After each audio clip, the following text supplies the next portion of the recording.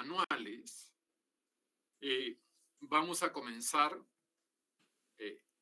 ojo, no a un estudio pormenorizado de las obras, sino que por la figura de Vallejo. Para esto, Braulio, te voy a agradecer que apenas puedas compartas el PowerPoint. Por si acaso el PowerPoint, que a veces me lo piden, no le sirve a nadie, solo a mí, porque tiene una serie de anotaciones bizarras y extravagantes con las cuales me sitúo, ¿sí? Entonces, para acercarnos a Vallejo, vamos a considerar algunos aspectos.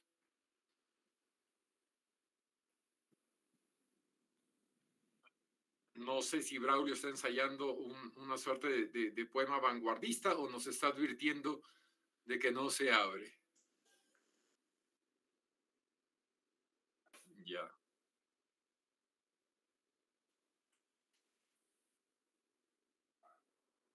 Se han movido las letras. Definitivamente, como poema vanguardista, esto auguraba mucho éxito. Pudo haber sido un hit. Qué pena que estamos después de un siglo.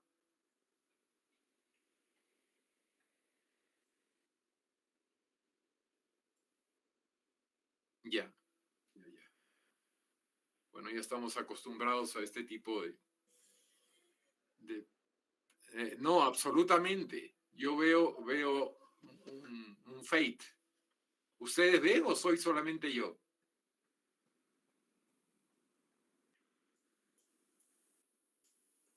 No. No. No. No.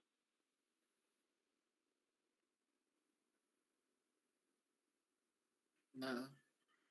Ahora sigue igual, pero no hay ningún problema porque no compartas y yo solito me jaraneo con el PowerPoint.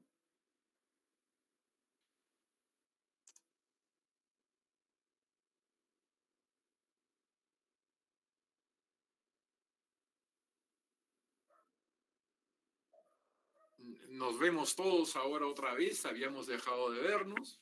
Hola, hola. Hola, Rodrigo, ¿cómo estás? Bien, bien, ¿y ustedes? Acá peleando con la tecnología. Bueno, nosotros no peleamos con la tecnología, sino que creo que ya puedes imaginar la situación al haber compartido tanto tiempo. Braulio, no aparece, sigue en Fate. Así que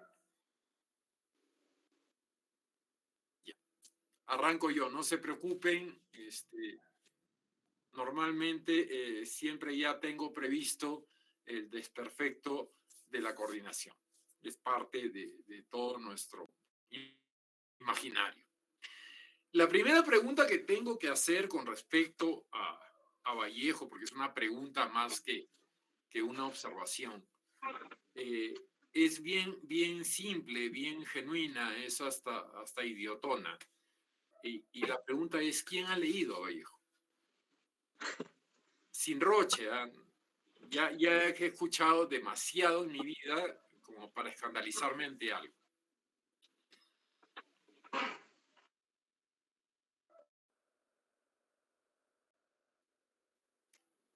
No sé si Eduardo desde Santa Cruz me está haciendo un gesto obsceno o ha levantado la mano como diciendo yo. Pues, no sé, se me hace raro que nadie haya leído Vallejo. Te aseguro que un 70% de la gente que está en letras, en literatura, no ha leído Vallejo. Esa es la condición de un clásico en el Perú. Saber que existe, pero evitarlo, porque ya sé que está, pues. Entonces, por eso mi pregunta no es tan descabellada. Y todos se han quedado como muteados, como escandalizados ante algo que me parece totalmente válido. ¿Pero qué decimos? O sea, que sí lo hemos leído. No sé, no, es que si yo no sé si lo han leído, ¿por qué van a decir que lo han leído? O sea, si no lo han leído, díganme, no lo he leído. Ah, bueno, yo sí, yo digo sí. Yo Sí, también. yo sé que sí. Sí, también. Tú, Molly, siendo de la Inmaculada. Sí, pero no lee, pues, porque es lo que hay en la casa también. Mi abuelo tenía bastantes libros de Vallejo. Tiene. Lo leyó en la casa y no en el colegio. Eso me parece importante. ¿Por qué comento esto? Porque si yo me vi obligado a comenzar a acercarme a Vallejo, no es porque han pasado 100 años de Trilce, sino es por la visión que ofrece el colegio sobre Vallejo. Si yo me baso, y lo digo dado que estoy felizmente rodeado de profesores, si yo me baso en la imagen tradicional que se plantea desde las currículas, yo creo que Vallejo perfectamente podría terminar siendo el ícono representativo de los maníacos depresivos, tal como lo plantean los estudios tradicionales. O sea, los estudios que normalmente acuden siempre a una foto, ya saben todos a qué foto, donde parece que estuviera buscando una mancha en su zapato mientras está sentado en una banca de perfil. Siempre coincide con una especie de sonido de fondo. Tú lo ves a Vallejo triste en la banca, circunspecto y mirando si tiene o no una mancha en su zapato, mientras el disjockey imaginario comienza a tunear esa tonada referida a los heraldos negros que nos manda la muerte, ¿no? Siempre es el pobre hombre circunspecto y los heraldos negros que nos manda la muerte. Yo creo que lo menos representativo de Vallejo es lo que se nos hace ver de Vallejo. Y estoy hablando de los heraldos negros, que considero que es un libro que está totalmente marcado por el gusto de época. Digo gusto de época para no hablar de los colónidas, a donde Vallejo siempre quiso pertenecer, ni de los colonidistas que terminan siendo una sección muy semejante al bloque magisterial dentro de Perú Libre, ¿ya? O sea, entonces en vez de ponernos churriguerescos, pensemos en los heraldos negros como un libro de aprendizaje, el libro de aprendizaje de un hombre que en algún momento quiso pertenecer a esta escena limeña que fueron los colónidas y termina en una sucursal de los colónidas en Trujillo, pero que lo que hace simplemente es representar el gusto de una época. Los colónidas tienen hasta cierto punto, y los colonidistas también, una relación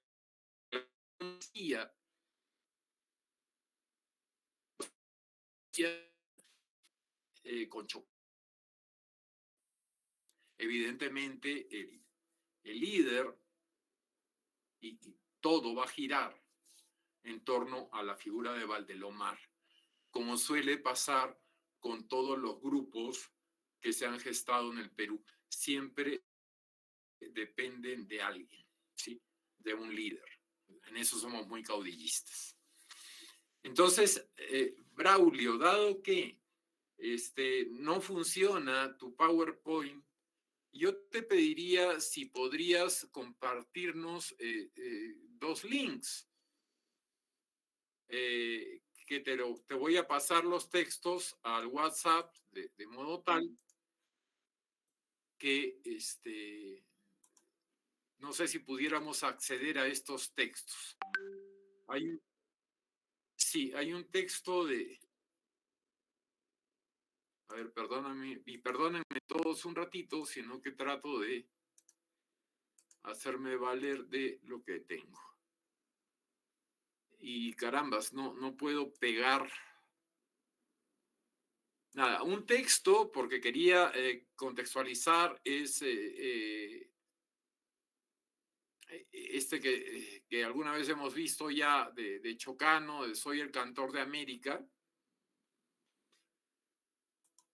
Y el otro texto, siendo impúdico, lo digo así en voz alta, es un texto de Vallejo que comienza con, no voy a declamar, no se preocupen, llueve, llueve, sustancia el aguacero. No sé si sería posible poder verlos.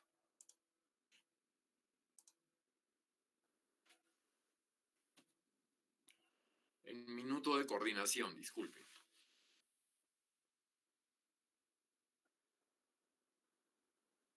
Lo que quiero decir mientras Braulio busca es que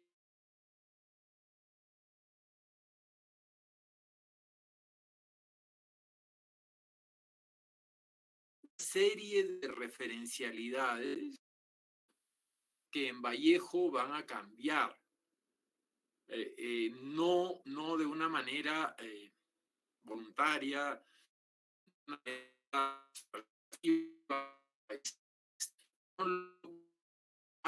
distinto.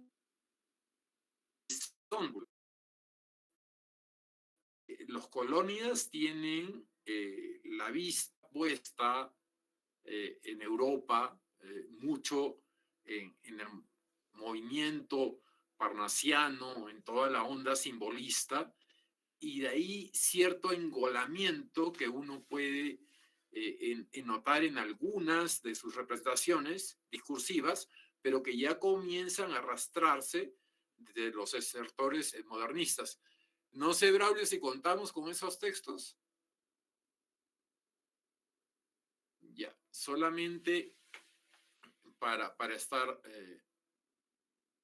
¿no? Entonces, una figura, y Chocano me interesa no tanto por el texto, sino por lo que va a decir de Vallejo,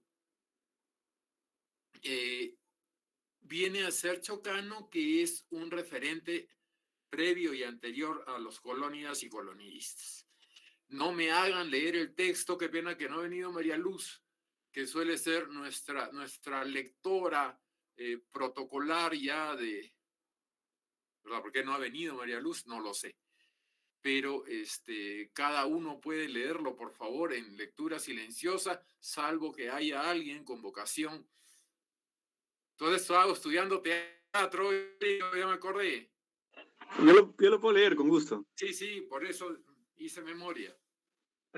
Ah, este poema, ya, potente. Difícil lectura, me pones en aprietos, pero lo voy a leer. A ver cómo te prepararon la vaca. Lo voy a leer. Me paro y declamo así como... Es broma, es broma. Tranquilo, puede es broma. ser más chocanesco, así. A ver. A ver. Soy el cantor de América autóctono y salvaje. Mi lira tiene un alma, mi ideal. Mi verso no se mece colgado de un ramaje, con vaivén pausado de hamaca tropical. Cuando me siento inca, le rindo vasallaje al sol, que me da el cetro de su poder real. Cuando me siento hispano y evoco el coloniaje, parecen mis estrofas trompetas de cristal. Mi fantasía viene de un abolengo moro. Los Andes son de plata, pero el león de oro. Y las dos castas fundo con épico fragor. La sangre es española e incaico es el latido, y de no ser poeta, hubiera sido aventurero o un indio emperador. Ya, gracias, Rodri. ¿Le creen a Chocano? Oye, simplemente la frase esa de cuando me siento inca, perdónenme la sinceridad, pero ya la cagó, pues. O sea, yo no me imagino a ninguno de los 14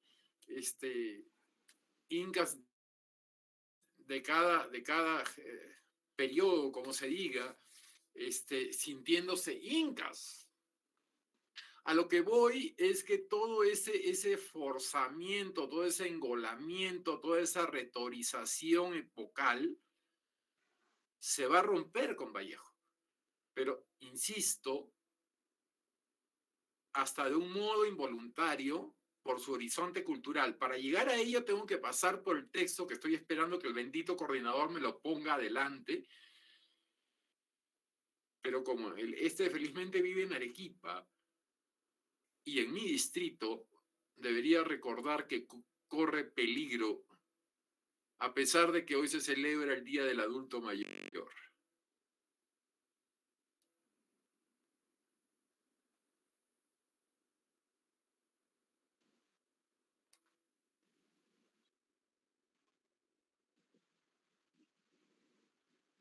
La Ahora, versión específica. este texto de Chocano, claro, además, bueno, Mauricio, lo hemos conversado en alguna otra ocasión también, ¿no? Pero hace mucho tiempo. Pero, claro, hay algo o sea, concuerdo 100% con lo que dices de este intento de ser lo que uno no es, ¿no? Me parece que es muy visible eso. Y eso choca un poco. Pero, claro, también me pregunto si hay algo que se pueda rescatar, ¿no?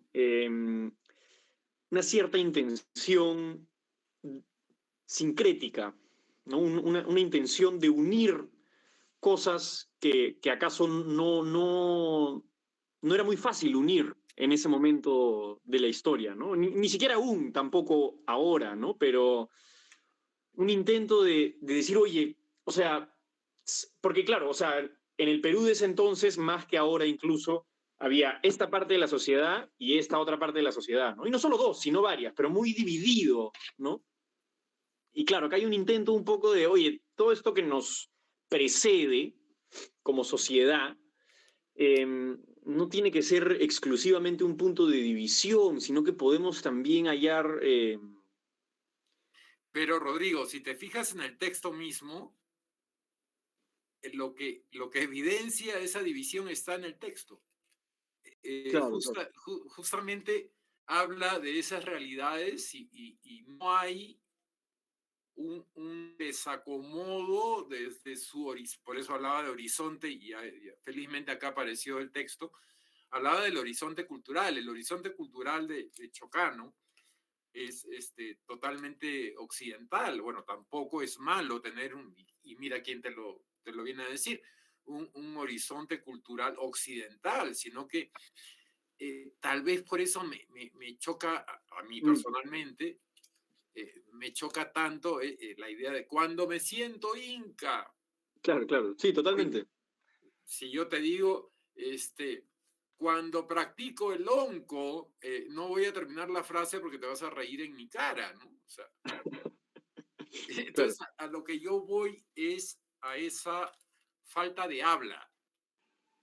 Y me interesa el detalle en función, no tanto de Chocano, porque yo ya estoy demasiado viejo para sufrir con Chocano, pero sí a la manifestación del habla en lo poético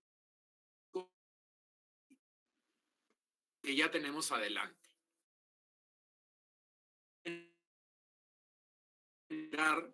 Referirme un poco, que es lo que quiero, a esas particularidades que tiene Vallejo.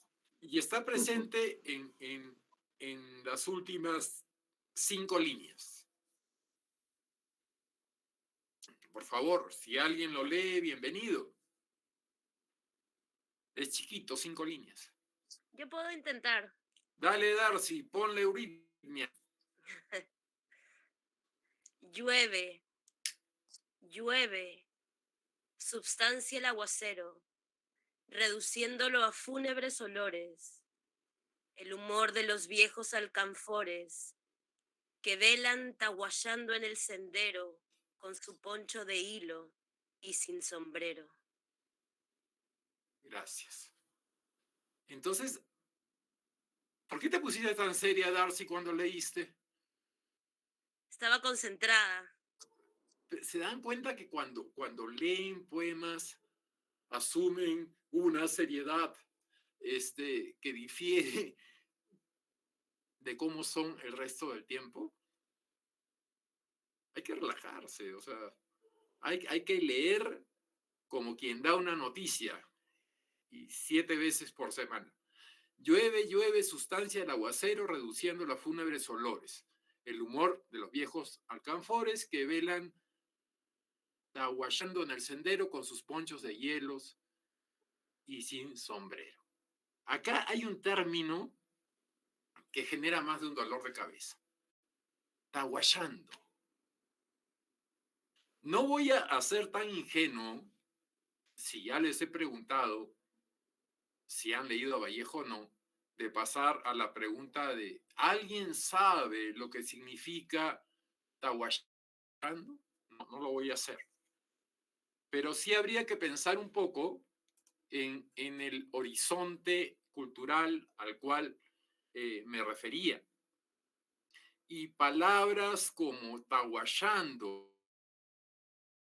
poña, que aparece en Poemas Humanos, la denominación que hace Vallejo en determinado momento con respecto a los gentiles, que es una particularidad, porque los gentiles ya están presentes en la mitología andina, no como los no bautizados, que es como lo entendemos dentro de la tradición del catolicismo, sino como aquellos seres desalmados que, por ejemplo, en la tradición del sur andino, se transforman en chulpas, y en algunas tradiciones andinas ya del norte, sobre todo en el eje fronterizo, Sechura, Ayabaca y llegando hasta Huancabamba,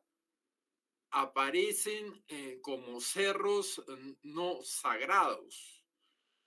Tanto así, y fíjense que la ubicación geográfica es importante, hay una suerte de distinción entre los arcapunas, que es la denominación que reciben estos cerros tutelares, y los gentiles, ¿ya? Esta particularidad es importante porque en determinado momento la poeta española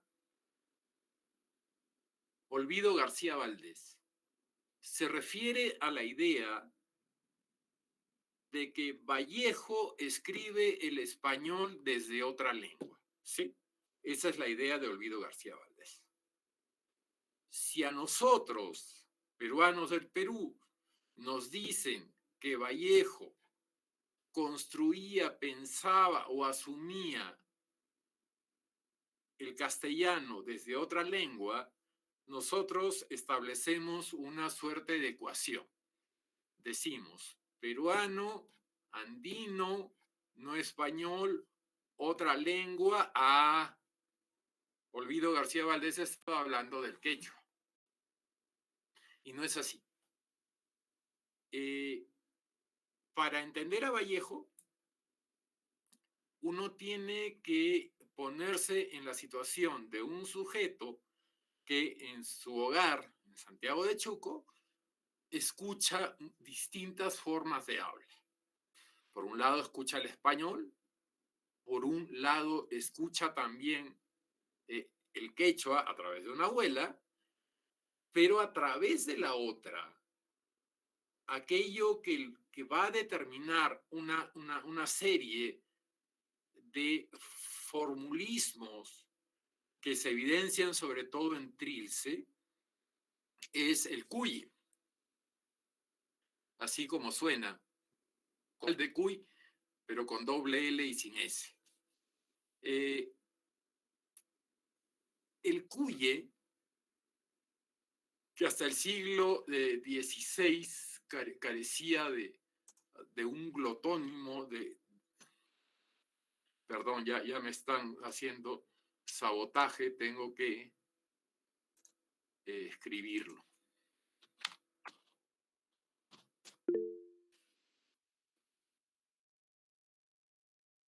El Cuye decía que hasta el siglo XVI existía un particular de la Sierra Norte del Perú, no solo de Santiago de Chuco.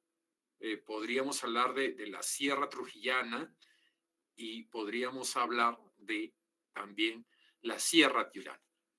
Y el investigador más concienzudo que está haciendo una serie de rescate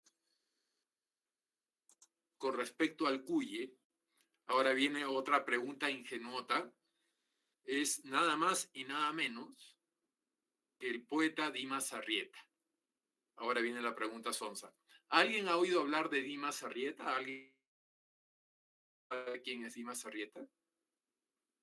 Evidentemente la respuesta va a ser no. Tal vez si estuviera mi querido Lucho Chueca por acá, diría, me suena. Claro, porque lo manjas. Qué bueno Michael.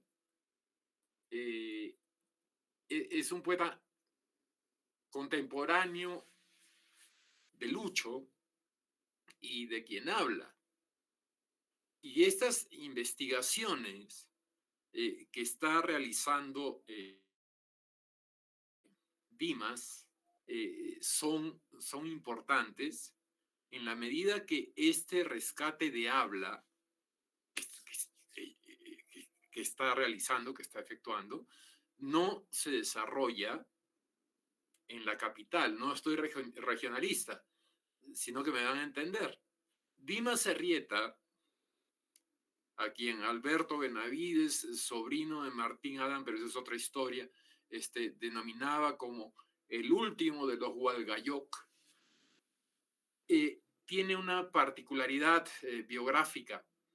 Él nació en el Faique. El Faique es una comunidad vecina a Salalá. El Faique y Salalá son unos poblados que pertenecerían a la región de Huancabamba, en la Sierra de Piura. En Huancabamba, en la Sierra de Piura, ahí está el libro de Dimas Arrieta que se llama Camino a Huancabamba. Es una región denominada como chamánica. A ver si llegan ahí a Salalá, se los recomiendo. Y ahora hablo ya desde primera mano y de acuerdo a mi experiencia, hay una serie de construcciones de habla en esas regiones que podrían hacernos pensar en Vallejo. Por ejemplo, estoy recordando el decir de un habitante de Salalá que al ver llegar a alguien exclamó, ¿y tú de qué cielo te vienes? Vamos a suponer que evidentemente el recién llegado acotó de Lima. Ah, eres de los tiempos. Pero fíjense la lógica de construcción. Paréntesis, los de Pedro Favarón no hablan así, Rodrigo. Uno, ¿de qué cielo te vienes? Metáfora incorporada, ¿sí? Respuesta de los tiempos. La respuesta es otra metáfora. Entonces pónganse en el lugar de este hombre que con el Cuye quechua reverberando.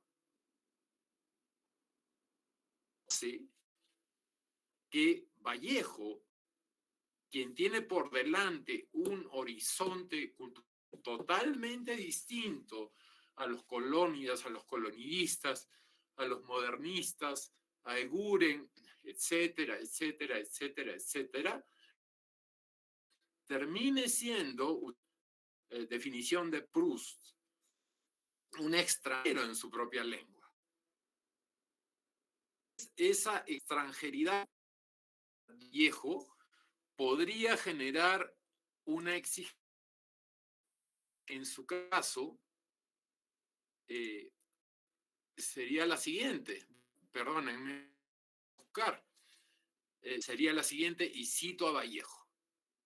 La precisión me interesa a sucesión. Si tal es mi mayor aspiración en estos momentos, no puedo decirle más que esto: la eliminación de toda palabra de existencia accesoria, la expresión pura, que hoy mejor que nunca a buscarla en los sustantivos y en los verbos.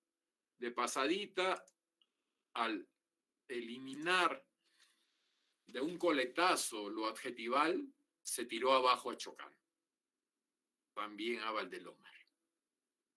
¿Sí? No creo que sea una afrenta. Hay una diferencia de miradas culturales.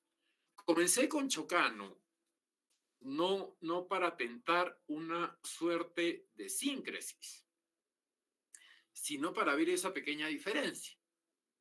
Chocano me llevó a pensar en horizontes culturales. Culturales generaron que termine situándome en esta suerte de Babel que era y cierro recordando un decir de Chocano sobre Vallejo. Chocano, que yo no sé, Michael, espero que no, si José Santos era pariente de Magdalena, desde que no haya sido así, pero Chocano era bastante desdeñoso. Entonces, en algún momento, cuando habla de Vallejo, y este es un punto que a mí me pareció sumamente interesante, se refiere a el poeta sin poemas. Vallejo, el poeta sin poemas. ¿Qué les ocurre a ustedes ante esa declaración? Son libres de hablar piedras, que yo trabajo con piedras ya hace décadas. Ya, bueno, quería decir rapidito. ¿Por qué no te vemos? Hoy estarás haciendo cochinadas con la italiana, ¿no? Bueno, fuera, pero ya ahí me ven. Has engordado, Molly. No, me he afeitado y eso no mentira, sí, se engorda. No, de hecho no, he bajado un poquito. Ya me queda el pantalón. Siempre que voy al sur me desgracia el estómago, así que. No, primero que tahuayar es reverenciar, básicamente, y literalmente es inclinarse. Yo lo sé porque yo he vivido en Santiago de Chuco y, o sea, eso es en verdad, tahuayar está guayando, que es como que con la espalda doblada, ¿no? Y en ese sentido te lo comentan como si fuera, pues, como si te estuvieran dando una reverencia, ¿no? Una reverencia. Sí. Esto en la casa de Vallejo y sí, pues todo es cuya ahí, ¿no? La verdad es que incluso hay ollas y cositas donde ponen al caballo, tiene un nombre en cuye, que no recuerdo, las ollas tienen nombres en cuye, hasta ahora, ¿no? Ahí en el mismo. Así que nada, por si a alguien le quedó la duda de qué significaba tahuayar, porque la verdad es que es bien, bien desgraciado el soltar la prenda y no decir el significado, ya que ha sido realmente una... Creo que incluso hay alguna vez, si no me equivoco, el futuro presidente del Perú, Acuña, en su revista sacó un artículo al respecto. O sea, no él, sino salió una revista de una investigadora o un investigador. Si lo encuentro, los paso por el chat. Moraleja: cuando des un curso de escrituras peruanas, siempre ten un biólogo errante al lado, tal como lo demuestra Eduardo. Gracias. No sabía que habías estado en Santiago de Chuco. Sí, estuve ahí, es más, hasta cambié mi dirección porque paraba más tiempo allá que acá, en Lima. Y he ido a la casa de Vallejo 2 veces, ahí conocí a la gente. Es más, tengo un libro firmado por Georgette Vallejo por acá, que lo sacaría si no fuera porque desordenaría toda la casa. No, por favor, no queremos perjudicarte. No queremos perjudicarte. Pero ¿tú qué haces entonces, cuyeado? Voy a aprovecharme, tengo que explotar a los participantes. Este, estoy tratando de tener una mejor fonación. ¿Podrías sentir la presencia de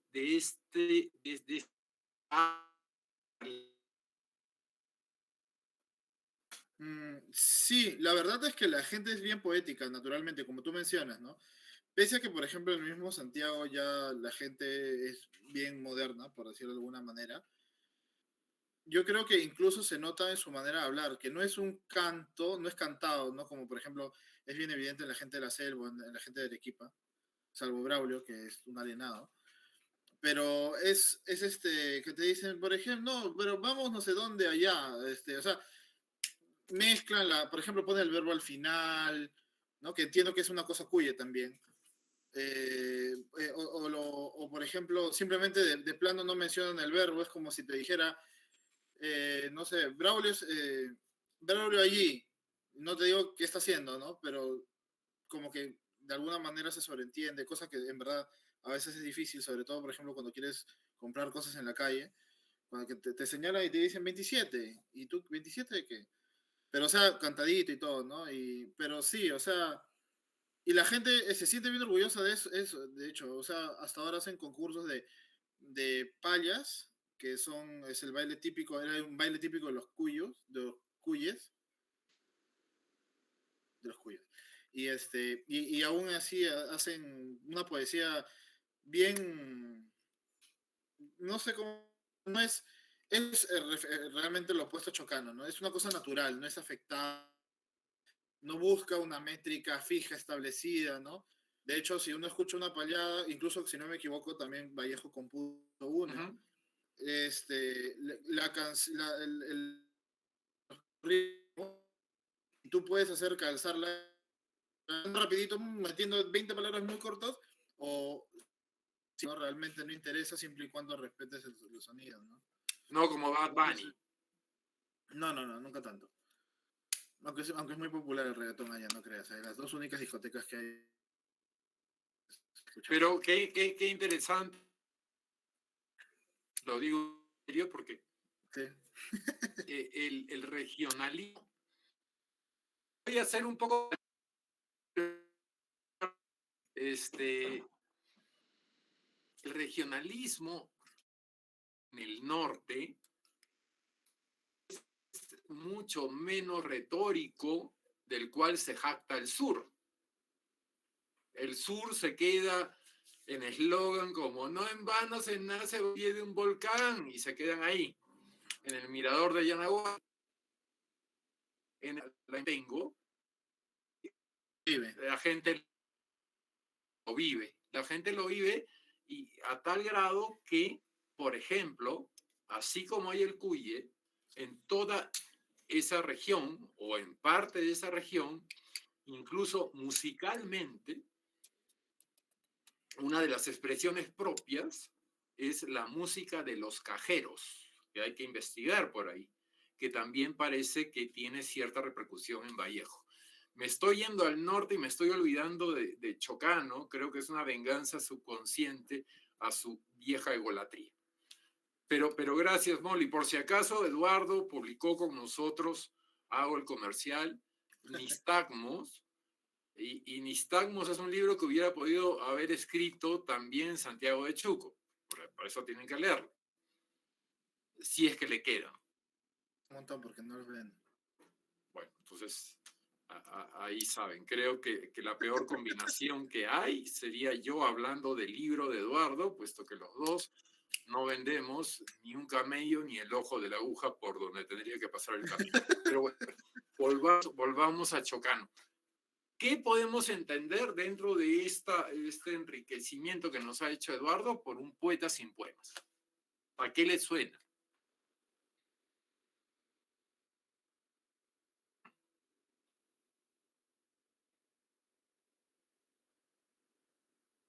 porque es hasta desdeñoso, el poeta sin poemas. Yo soy el cantor de América, entonces me reojo y digo, no sé por qué me acabo de imaginar a Braulio diciéndolo, el poeta sin poemas. Si puedo lanzar una conjetura que pueda ser también, tal vez, bueno, o sea, muy probablemente Chocano tenía una concepción del poema muy como cerrada, digamos, de algún modo u otro, ¿no? O sea, que tenía que comprender una cierta métrica, tener una cierta emoción, transmitir una cierta intensidad, ¿no? Algo que se asemeje de algún modo u otro al poema que he leído ahora, ¿no? Que tenga esa potencia, por decirlo así, o ese intento de potencia.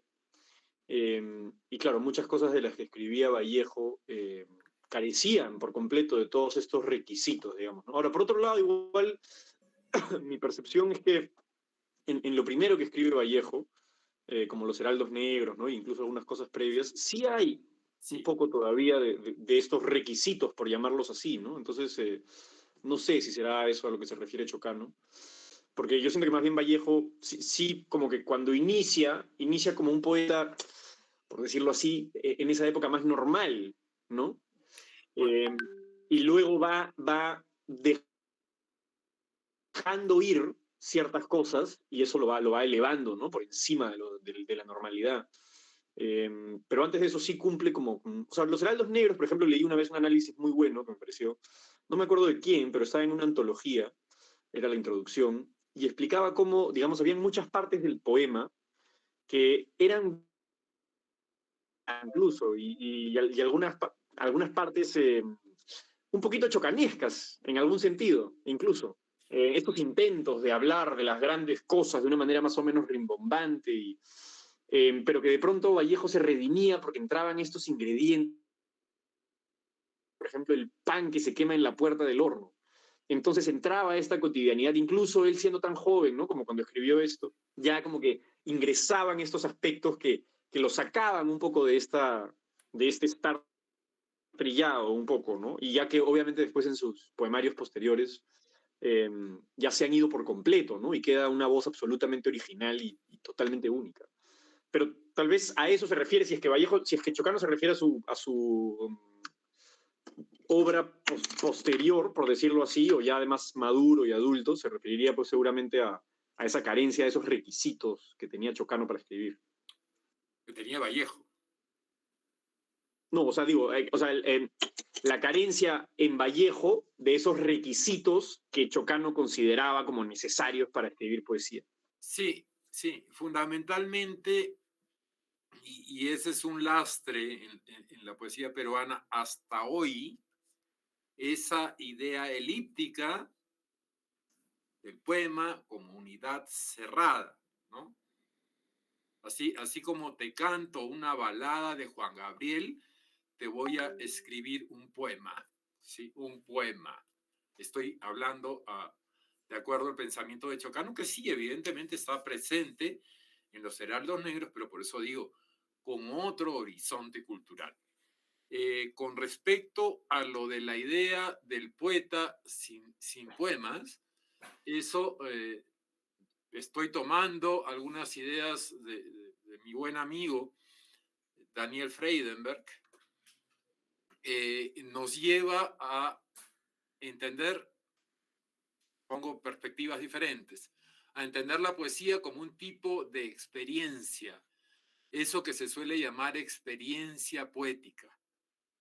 B, considerar que poesía o poeticidad es un atributo que a veces pueden tomar ciertas cosas, tanto un texto como un paisaje o una película, o que hablar de poesía sería hablar de escritura, en tanto decir poema implica estar pensando menos en escritura que en composición, de acuerdo a esta forma ya determinada. Si esto fuera así, entonces la poesía sería la escritura misma entendida como una fuerza que no puede sino pelear por sus derechos frente a la dimensión compositiva del texto. la idea de composición vinculada a la de existencia de un cierto orden se opone por principio a la de fuerza.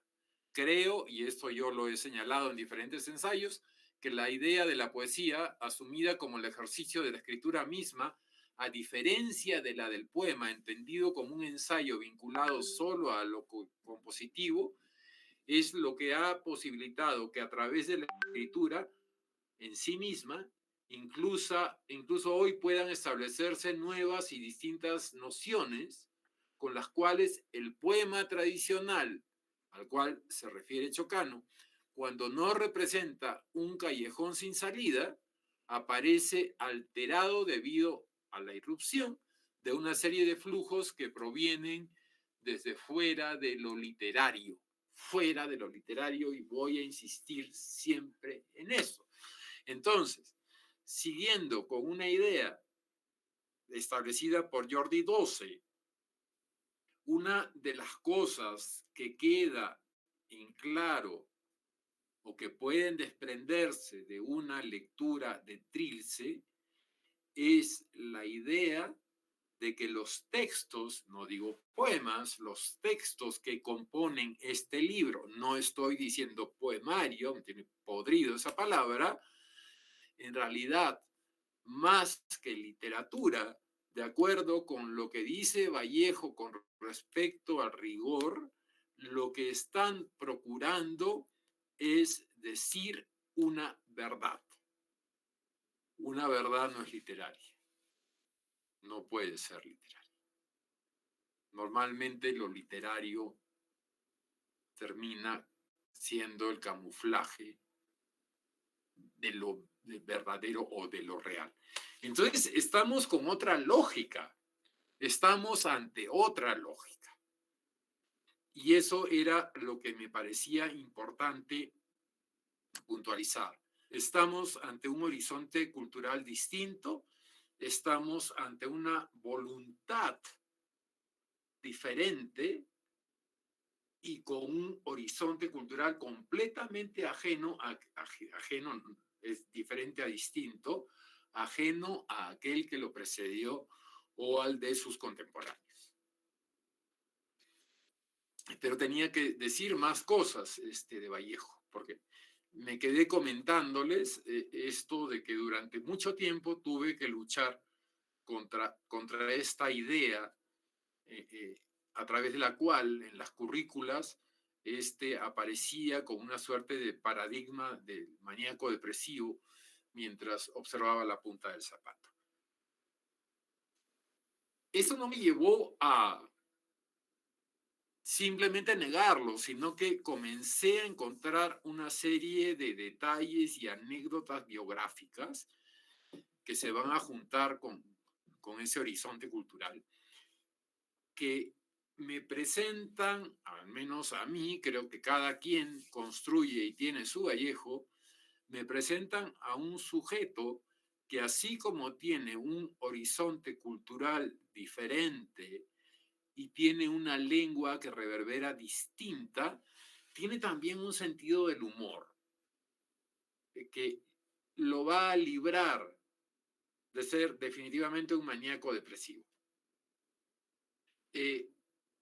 Hay una serie de anécdotas, busquen, que comenta Ciro Alegría, por ejemplo, que fue su alumno en Santiago de Chuco. Y si uno sigue el rastro de todas ellas hasta su llegada a Lima, uno se va a encontrar con una serie de performances vallejianas que lo que evidencian es eso, es un reírse de aquello que le está pasando. Hay una anécdota que me gustó mucho, que ya fue, que creo que la copió y la comentó Braulio en un post, que es ya aquí, cuando avisa a sus alumnos que el aprendizaje de hoy sería: vamos a aprender a cosechar arroz con pato, ¿no? Cosa que genera que lo expulsen del colegio por loco, cosa que pasó. O cuando tiene un encuentro en también en una dependencia estatal con uno de estos señorones sobre los que vamos a hablar. Me voy a adelantar y hago un spoiler del Califato de Lima. Vean la entrevista con Diego Otero y el señorote se anuncia y le dice, oiga, pero yo soy fulano de tal. Y Vallejo responde, ¿y yo qué culpa tengo? Entonces hay una sutil ironía en una serie de intervenciones. En algún momento leí que también cuando se comienza a presentar frente a los colónidas y le dicen, bueno, mucho gusto, estoy diciendo por decir, yo soy Juan Mendoza, mucho gusto, César Vallejo con arroz, riéndose de la costumbre gastronómica de Lima. Entonces, creo que poco se ha visto a Vallejo fuera del estereotipo en el que se le ha encasillado y también considerando que la gran enemiga que terminó teniendo Vallejo, la mencionó Eduardo Molinari, es Georgette. Georgette termina convertida en una viuda despechada. Y en su condición de viuda despechada, parece que hay episodios, y esto lo cuento un poco de primera mano, sumamente oscuros. Una vez conversando con Coiné, que André Coiné es un peruanista que también ha sido del pobre Vallejo, me comentaba un episodio que no sé si es, no le creo a Coiné, lo conocí bien, en el cual él comenta que va a visitar a Georgette a la pensión. Y cuando André llega a esta pensión, donde estaba el cuadro de Vallejo, de una forma sumamente extraña, Coiné encuentra que ya no está ese retrato. Y en su lugar hay un retrato de César Moro. Y asevera, es en el año 92, pueden encontrarla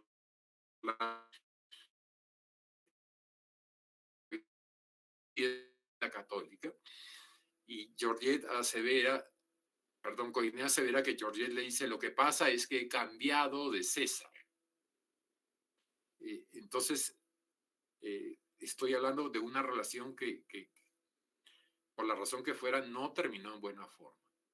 Yo me he negado a hablar de Trilce como un poemario, pero para ello tengo que reverdecer algunos conceptos, ¿no? Entonces, con el propósito de lograrlo, me he perdido en la pantalla, la pregunta sería esta, o sea, ¿por qué no un poemario y qué entienden ustedes por poemario? ¿De qué hablamos cuando hablamos de un poemario? ¿Por qué Trilce no sería un poemario? Preparado para las piedras, no se preocupen. Mauricio, ¿estás hablando muteado, creo?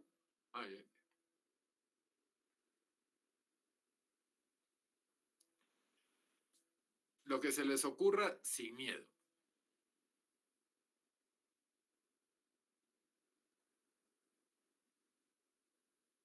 A ver, Eduardo, allá en Santa Cruz, imagínate que somos tus alumnos y queremos que nos digas y nos ilumines definiendo la palabra poemario. Pero es que casi públicamente, ¿no? Como que un poeta publica poemas, escribe poemas y cuando publica el libro le llama así. No sé hasta qué punto... Yo escucho.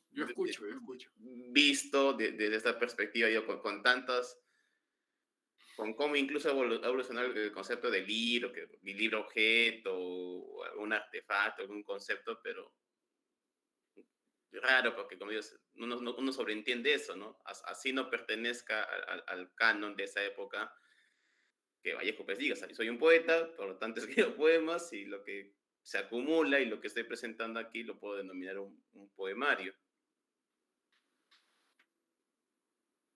Me queda ahí, o sea, Pobre muchacho, carajo.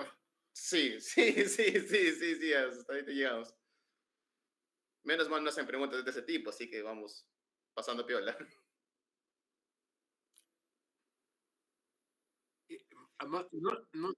Bravo. Lo que pasa es que creo que Eduardo ha dado en el clavo en algo, en decir que tradicionalmente es se acumulan los poemas y el libro donde aparecen es esa colección de poemas. Entonces ahí hay como una diferencia que se puede hacer basado en lo que ha dicho Eduardo entre el libro, que es un conjunto de poemas acumulados, y el poemario, ¿no? O al revés, el libro que es un conjunto de poemas acumulados sería el poemario, y luego hay libros que han sido concebidos como libros, o sea, como unidad, no como un conjunto de cosas pequeñitas, sino como libro en sí mismo.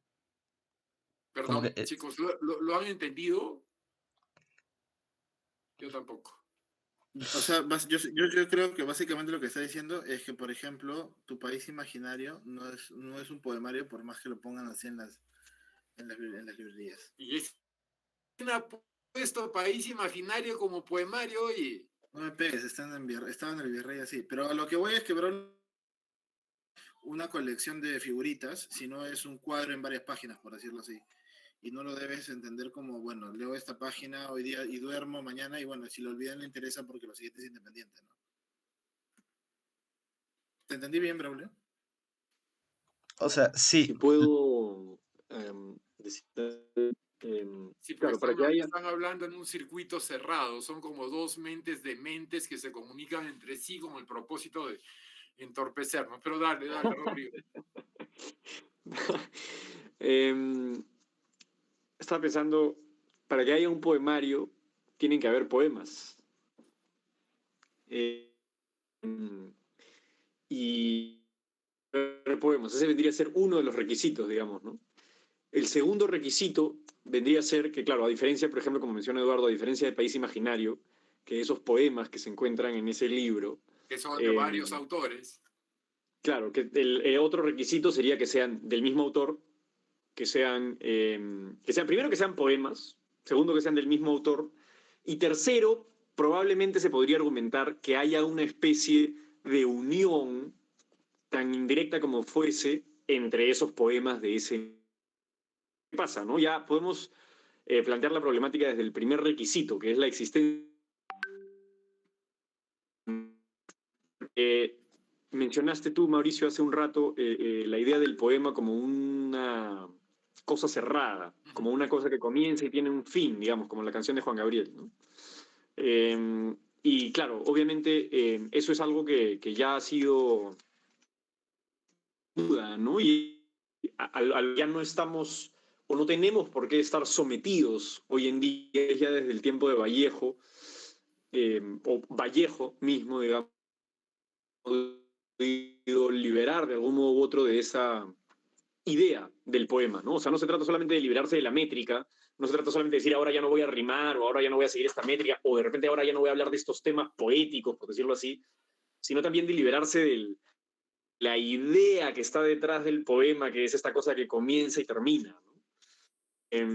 Y posibilidad de una escritura que esté más, ¿cómo decirlo así?, enhebrada, entrelazada de algún modo con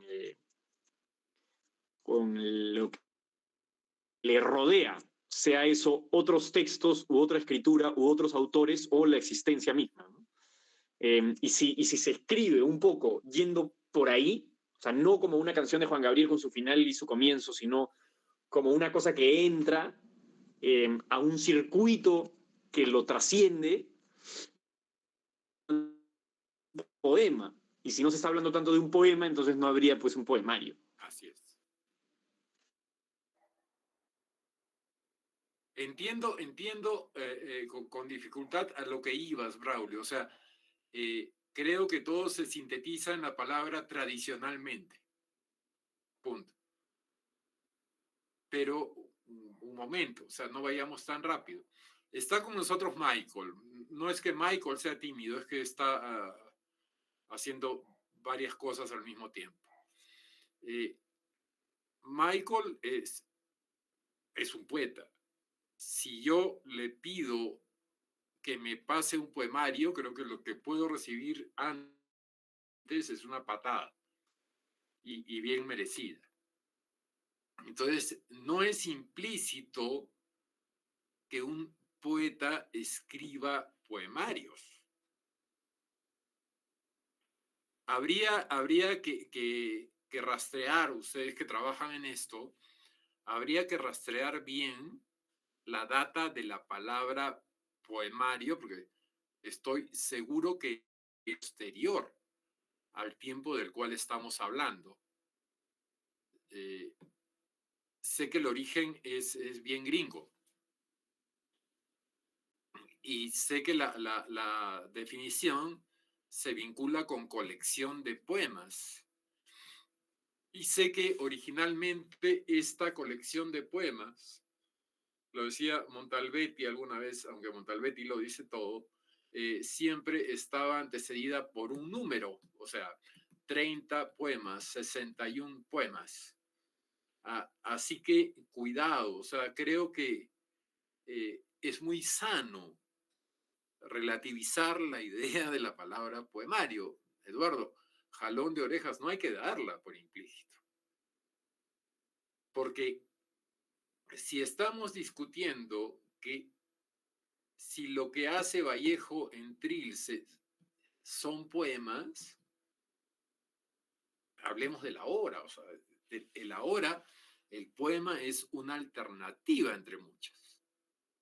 Gianfranco, que es un crítico que yo respeto mucho, si bien no niega la condición de poemas en los textos de Trilce, se refiere a cada uno de estos textos como un minidrama. A mí me gustó mucho esa definición.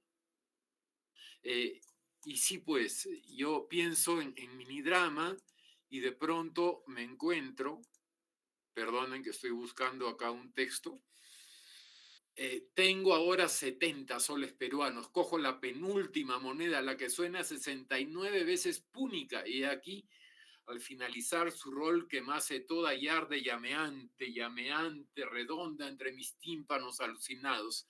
Ella, siendo 69, dase contra 70, luego escala 71, rebota en 72, y así se multiplica y espejea impertérrita en todos los demás piñones. Ella vibrando y forcejeando, pegando gritos, soltando ardos, chisporroteantes silencios, orinándose de natural grandor en unánimes postes sugerentes, acaba por ser todos los guarismos la vida entera.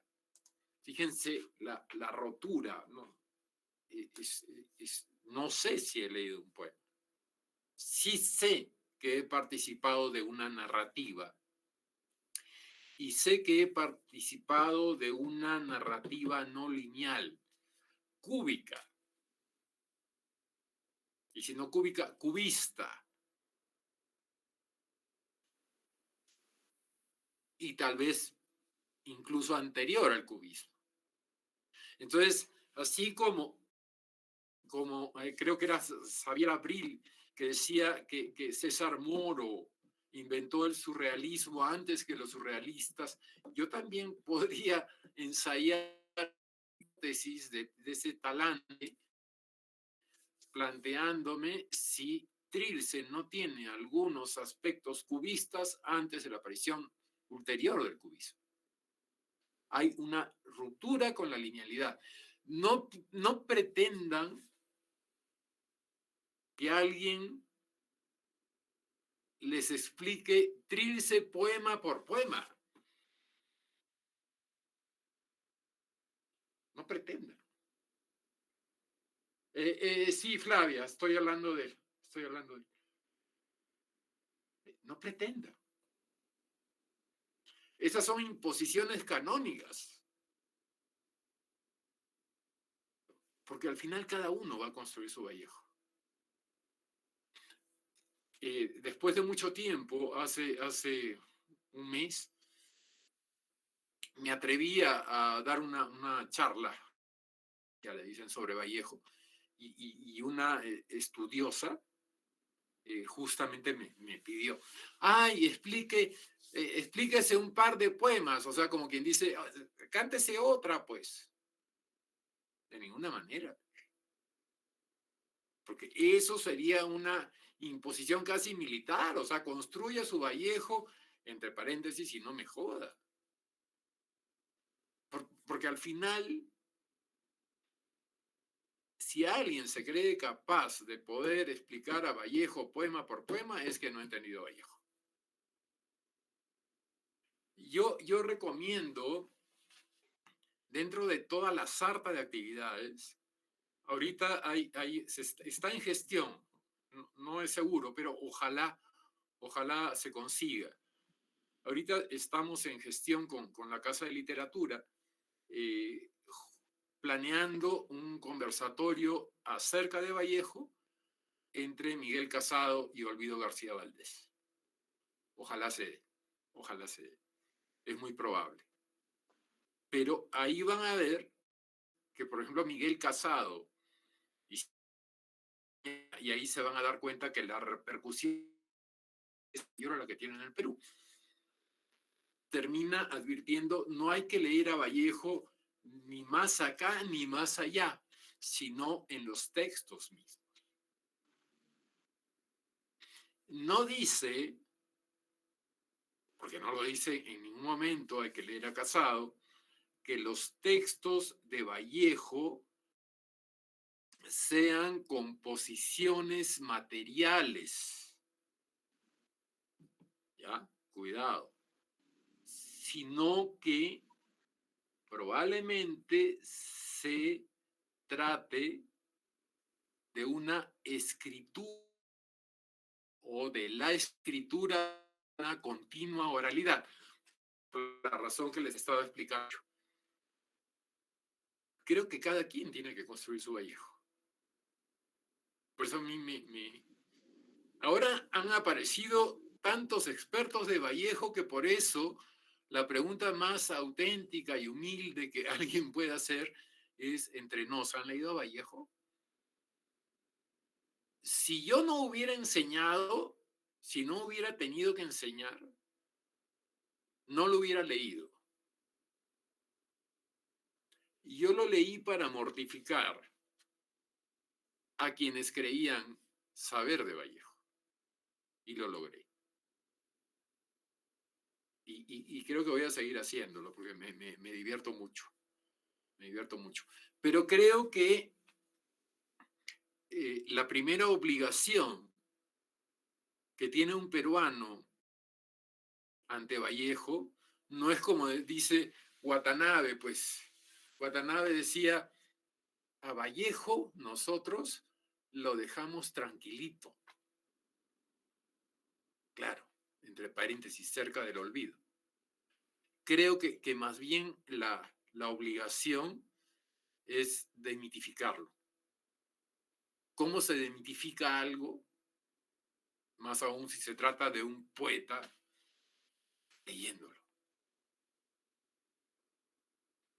Creo que no se lee a Vallejo.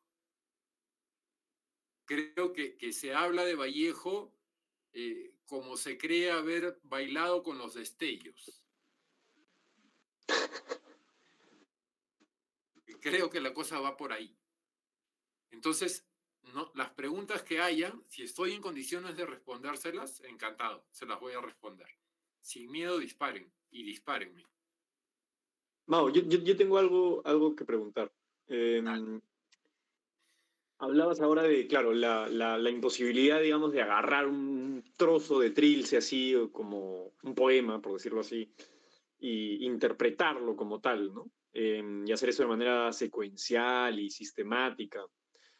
Sin embargo, me pregunto si de manera responsable de hacer eso, ¿no? Que vendría a ser para mí, o sea, yo creo que el hablar de arte, a mi modo de verlo, es un arte propio.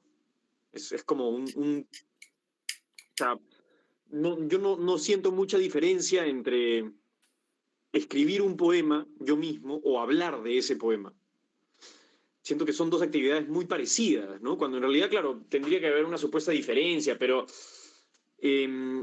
claro, Montalbetti también explica bastante bien este tema de que el poema no significa nada exterior a sí mismo, digamos, ¿no? No hay, o sea, porque claro, y esto me parece a mí que tiene mucho sentido, es claro, o sea, si yo tengo la pieza artística y este lapicero es la pieza artística, si esta pieza artística significa algo, ¿para qué hago el lapicero? ¿Por qué no digo simplemente lo que significa en un principio y no hay obra? No hay necesidad de obra, ¿no? Sin embargo, si ya tengo la pieza artística, ¿por qué no puedo hacer una pieza artística que flote u orbite alrededor de esta pieza artística primera, que sea algo que podemos llamar de algún modo u otro un análisis? Hablar de, filosofar de, poetizar de una pieza ya existente, ya no de manera, con el mismo estilo con el que se escribió la pieza, sino con un estilo más, entre comillas, comunicativo, didáctico, incluso, no, didáctico no, más de lenguaje, ¿cómo decirlo? De dos personas que se están tratando de comunicar algo. Entonces, o sea, yo puedo entrar a un poema y empezar a sacar cosas, no como quien dice esto significa otra cosa, porque si no el poema no tendría por qué existir, pero sí como quien entra al poema y empieza a sacar cosas que de repente no están ahí directamente en la lectura, ¿no? Sino que pueden ser diferentes ramificaciones que provoca ese texto, esa obra, y yo puedo ir ramificando incluso más de esas ramificaciones a través de explicaciones, digamos, ¿no? Como la que puedo estar tratando de hacer ahora. Puede ser un poema también, pero claro, en todo caso, o puede ser una obra, por decirlo así, pero en todo caso vendría a ser una obra que tiene un modo de expresión ligeramente más cercano a las conversaciones que tenemos día a día que el modo de expresión que tiene lo que se llama un poema en un libro. No sé si me explico. No mucho, pero entendí. No mucho, pero entendí. O sea, Yo tengo una pregunta también.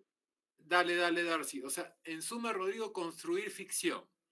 Estás construyendo una ficción. No estás Sí. desbrozando fenomenológicamente algo que había. Si a mí alguien me explica eso de los bárbaros atilas, yo le levanto un monumento en mi jardín, pero un monumento. Creo que lo más auténtico en la línea en la que tú vas, es en lugar de explicar, traducir o transducir, ¿ya? Y creo que un trabajo de transducción, salud antes a Flavia, salud ahora a Rodrigo, habla del estupendo clima que tenemos en nuestro país, pero creo que el trabajo más genuino, más que pensar en una causística, decía, en la transducción, y para eso están los salmos fosforitos de Berta García Faet, que nos sacó cachita a todos en la medida de su de Trilce, sometiéndose incluso a una serie de exigencias físicas que Dante exige ese libro. ¿Es un cherry? No, no es un cherry, lo digo legítimamente porque normalmente termino chancando a Berta y, como dirían en la televisión, y en su cara se lo digo también. Darcy. Sí, tenía una pregunta. ¿Por qué tanto recelo de llamarle poemas a los poemas de Vallejo en Trilce? En mi caso, porque no sé si son poemas. O sea, si hablamos del poema como una unidad cerrada con características particulares, yo lo que más bien veo es que cada unidad de Vallejo no está cerrada chacoteramente el ejemplo de Juan, son unidades abiertas. No se cerró aquello. Estoy pensando, felizmente no me sé muchos poemas, pero si yo pienso en Chocano, ¿sí? Hay un cierre, hay un corolario puesto en escena, aunque Chocano no se ponía en escena, sino que hablaba de sí mismo. Pero en Vallejo, esa puesta en escena tiene un final abierto, si hablamos en términos teatrales del presente. Uy, esta letra es muy chiquita. Acá lo que dice Michael, estoy totalmente de acuerdo, el crítico al analizar una obra, retomando lo que decía Rodrigo, establece un sistema de medida. Creo que el problema está en intentar medir el poema, acota Michael. No sé si me entiendes, Darcy. Sí, perdón. Como no soy tan erudita como ustedes en este tema, no entiendo bien a qué te refieres con Ya. cerrado. Porque, por ejemplo, yo leo un poema de Vallejo, uno de los poemas en Trilce. Hay uno que es mi favorito, que lo he leído hace poco.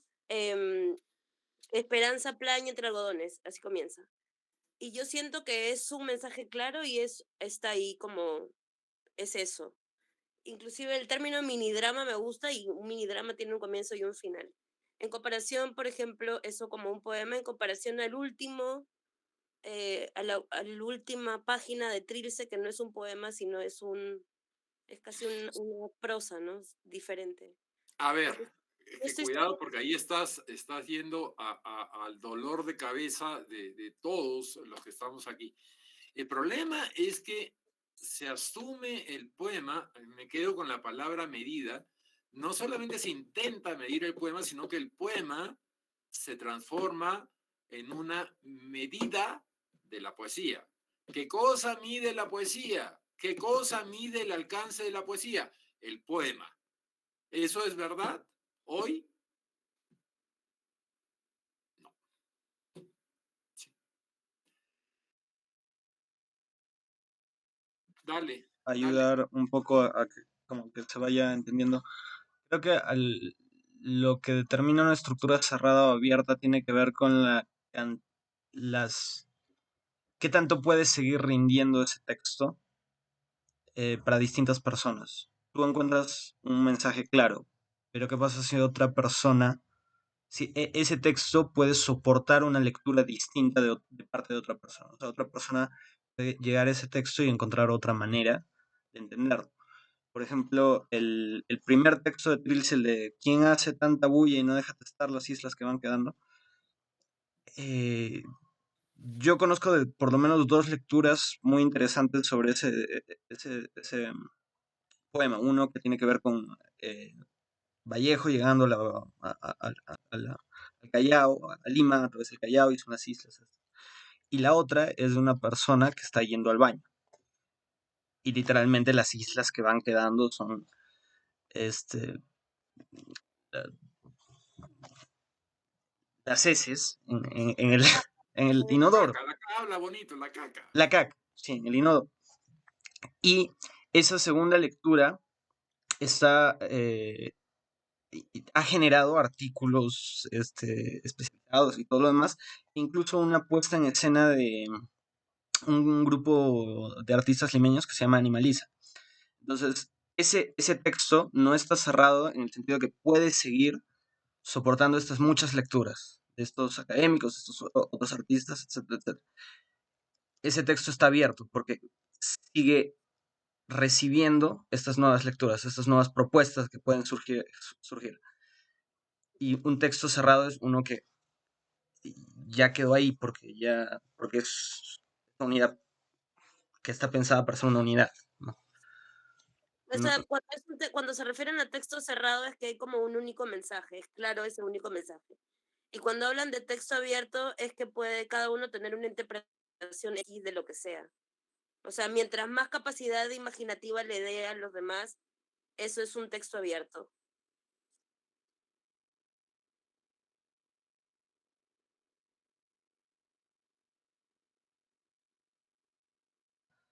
tampoco es que si yo quiero decir que esto significa hipopótamo si es que no hay nada que me lleve a pensar en eso en el texto. O sea, el texto tiene que seguir guiando estas muchas lecturas, pero sí tiene que ver con la cantidad de lecturas y de imaginación, como tú dices, que puede surgir de ese texto. A ver, dos observaciones. La primera, un poco cruel. Creo que ese poema, después de la interpretación, ya entenderán después a qué me refiero, que ha citado Braulio, por algo era el preferido de Chirinos Cunio. Ahora, me paso a otro punto. Yo no estaba pensando tanto en lo que podía desencadenar el poema, ¿sí? Sino a su estructura. Nosotros, la norma nos ha impuesto que debemos de asumir el poema como unidad. El poema como unidad es una estructura cerrada. Tengamos también otra mirada. Existen poemas que son unidades. También existen poemas que son unicidades. Una unicidad es una suma de unidades. Piensa Darcy en un collage, ¿sí? Collage no tiene solamente una imagen, una textura, que es una palabra que se me ha pegado, sino nos está enfrentando a una superposición de texturas. No sé si me dejo entender. Sí, sí, entiendo la idea, pero sigo sin... Sí, está bien, acepto. Cuidado con el mensaje. ¿Qué pasaría si el mensaje está solamente en la forma? ¿Qué pasaría si el mensaje, es decir, el fondo o el trasfondo, está en la forma propia con la cual se desarrolla el discurso? Mira, yo he escuchado un montón de historias de Trilce, un montón. Ya me olvidé el título, pero había Montalbetti tenía la hipótesis de que realmente el título de Trilce era Los cadáveres lustrosos del Señor o algo así, ¿ya? Pero Vallejo, que no, y otros dicen, sí, no, lo que pasa, y creo que fue González Vigil en los 80 lo dijo, lo que pasa es que se llamó Trilce porque cuando Vallejo estaba yendo a la imprenta, me acuerdo perfectamente ese cuento que me hicieron, pasó una carroza, un carro, qué sé yo, salpicó la prueba de imprenta, entonces se malogró y decía Trilce, entonces el impresor puso Trilce. Trilce fue escrito en la cárcel, no necesitaba cruzar avenidas. Y Vallejo se reía. Y no recuerdo quién en algún momento eleva la voz y dice, Trilce. No significa nada, pero me gusta. Pero el solo hecho de titular, o sea, que no es real, es un mensaje. Ya la forma es un fondo. La forma Trilce, que tal vez no exista, está dando a entender algo que no es un mensaje. El mensaje de Trilce sería la sonoridad Trilce que le gustaba, pues. Por eso él se reía y decía, hay que entender que entienda, como le dice Ángela Ramos, de un crítico al cual llama, literalmente dice, Ángel, ese tipo de cosas se da perote, yo no sé qué es un perote, yo no sé si Molly en Santiago de Chuco alguna vez escuchó perote, tampoco me importa, pero lo que sé es que cuando quiera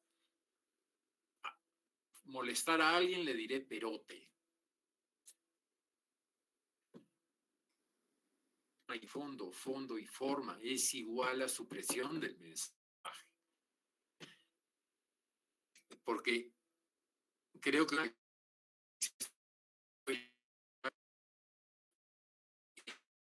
al final un objeto poético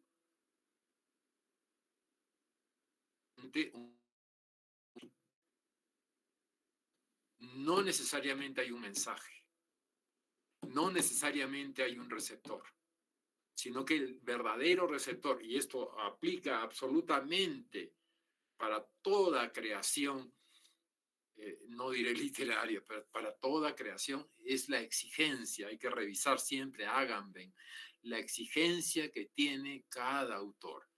La exigencia de Vallejo era construir con rigor la propia gramática. Entonces, ¿para quién escribía Vallejo? Para Vallejo. ¿Para quién escribió Molin y Stagmus? Hay que preguntarle. ¿Para quién lo hizo Eduardo Rivera? Hay que preguntarle. ¿A quién lo hizo Luque? Hay que preguntarle, etcétera, etcétera, etcétera. Hay una exigencia que termina siendo secreta y que no está dirigida al lector. No pensemos en mensaje. Pensemos en la forma y el fondo. Va por ahí. Bueno, esta semana van a recibir la segunda conversación que la recomiendo